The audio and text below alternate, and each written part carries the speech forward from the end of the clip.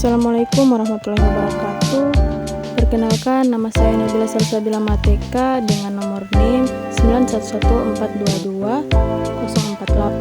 Di sini saya mengambil materi pengendalian internal perusahaan untuk memenuhi tugas UAS mata kuliah pengantar akuntansi 2 dengan dosen pengampuh Ibu Fatmawati Damiti, SPD MSA.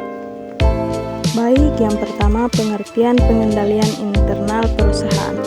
Pengendalian internal perusahaan adalah sistem manajemen yang digunakan untuk melihat sejauh mana efektivitas dan pengawasan terhadap ketidaksesuaian dalam mencari peluang perbaikan perusahaan. Pengendalian internal yang dimaksud adalah tidak adanya sistem internal audit atau pengawasan pada sistem organisasi atau perusahaan. Hal itu pun tidak akan berjalan dengan baik apabila tidak ada komitmen yang baik dari masing-masing manajemen. Yang kedua adalah sistem pengendalian internal perusahaan. Sistem pengendalian internal perusahaan yang efektif merupakan unsur penting dalam pengelolaan perusahaan. Perusahaan yang efektif adalah perusahaan yang dapat membantu manajemen perusahaan untuk meningkatkan kepatuhan perusahaan terhadap ketentuan dan peraturan perundang-undangan yang berlaku, menjamin tersedianya laporan keuangan dan laporan manajemen yang benar, lengkap, tepat waktu, dan memenuhi efisiensi serta efektivitas dari kegiatan usaha perusahaan. Berikutnya, tujuan sistem pengendalian internal perusahaan.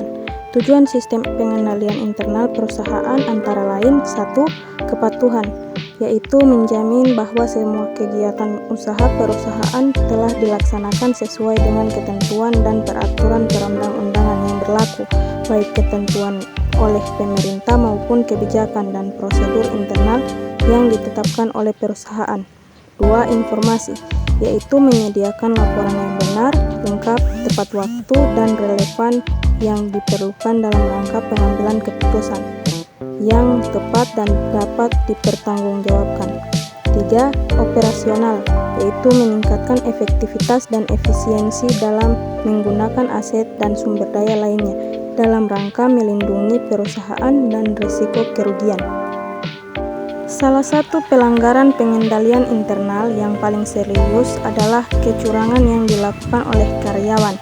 Kecurangan karyawan atau employee fraud adalah tindakan yang disengaja untuk menipu perusahaan demi keuntungan pribadi. Penipuan ini meliputi pencurian kecil-kecilan seperti lebih catat beban, perjalanan dinas dengan sengaja, hingga penggelapan uang miliar rupiah melalui skema penipuan yang rumit.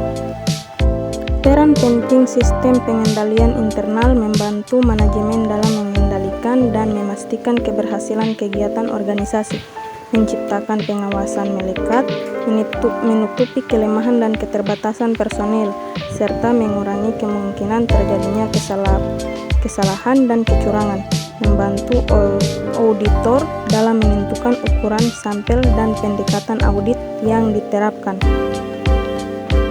Baik, itulah materi yang boleh saya sampaikan. Lebih dan kurangnya saya mohon maaf. Wabillahi taufiq wal hidayah. Wassalamualaikum warahmatullahi wabarakatuh.